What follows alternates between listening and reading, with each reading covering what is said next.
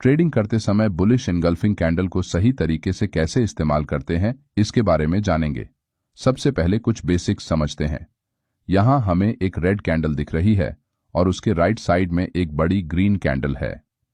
ये green candle red candle को पूरी तरह इनगल्फ कर रही है। बुलिश इनगल्फिंग कैंडल में रेड कैंडल की opening and closing green candle के अंदर होती है, लेकिन जब हम रियल मार्केट कंडीशन में ट्रेडिंग करते हैं तब हमें चार्ट पर इस तरह की परफेक्ट बुलिश इनगल्फिंग कैंडल नजर नहीं आती। चार्ट पर हमें इस तरह की रियलिस्टिक बुलिश इनगल्फिंग कैंडल दिखती है। बुलिश इनगल्फिंग कैंडल के बारे में आपको कुछ प्रो टिप्स बताता हूं।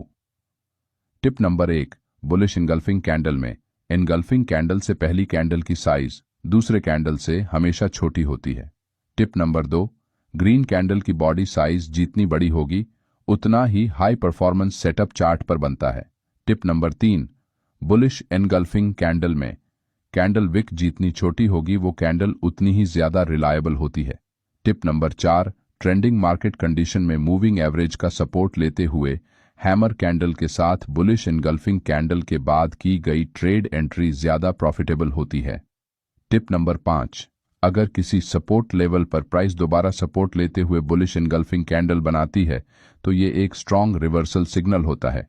बेसिक्स जानने के बाद अब बुलिश एनगल्फिंग कैंडल को रियल टाइम ट्रेडिंग में कैसे इस्तेमाल करना है ये जानते हैं। Strategy number 1, trade entry with pattern breakout.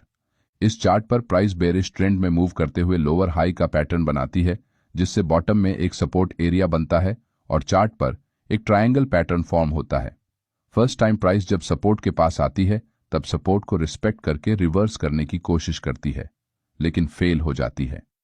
मगर अगली बार प्राइस सपोर्ट के पास जैसे ही आती है उस वक्त बायर्स फिर से एक्टिवली बाइंग स्टार्ट करते हैं और चार्ट पर एक बुलिश एनगल्फिंग कैंडल बनाते हुए ट्रायंगल पैटर्न को ब्रेक करके मार्केट में बुलिश ट्रेंड की शुरुआत होती है। Strategy number 2, trade with trend continuation.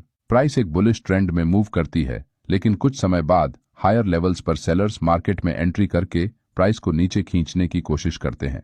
लेकिन प्राइस जैसे ही पिछले डिमांड जोन के पास आती है बायर्स फिर से एक्टिवली बाइंग स्टार्ट करते हैं। इससे चार्ट पर एक बुलिश एनगल्फिंग कैंडल बनती है और मार्केट अपना पुराना अप ट्रेंड कंटिन्यू करता है। चार्ट पर आप इस ट्रेंड लाइन के ब्रेकआउट के बाद फर्स्ट लॉन्ग ट्रेड एंट्री कर सकते हैं, जिसमें आपका प्रॉफिट टारगेट पिछला स्विंग हाई होगा। लेकिन प्राइस ऊपर बढ़ते समय एक टाइट रेंज में छोटी छोटी कैंडल बनाते हुए ऊपर बढ़ती है, जहां सेलर्स बार बार प्राइस को नीचे लाने की कोशिश करते हैं, जिससे कैंडल में रिजेक्शन विक बनती है। इसका मतलब बायर्स रेजिस्टेंस लेवल के पास भी बाइंग करने में इंटरेस्टेड है।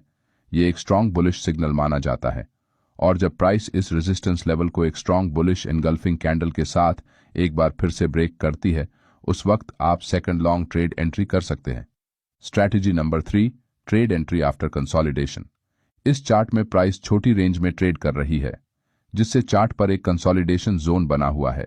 यहां ऊपर एक रेजिस्टेंस एरिया और नीचे सपोर्ट एरिया बना है। इसका मतलब यहां बायर्स और सेलर्स की स्ट्रेंथ इक्वल है, जिससे प्राइस कंसोलिडेट होते हुए एक रेंज में फंस गई है। प्राइस इस जोन को जिस भी साइट में ब्रेक करेगी उस साइट एक स्ट्रॉन्ग मूव जरूर आने वाला है, क्योंकि जोन के दोनों साइट में बायर्स और सेलर्स के स्टॉप लॉस लगे हुए हैं। जब तक किसी स्ट्रॉन्ग कैंडल के साथ ब्रेकआउट नहीं होता हम ट्रेड एंट्री नहीं करेंगे।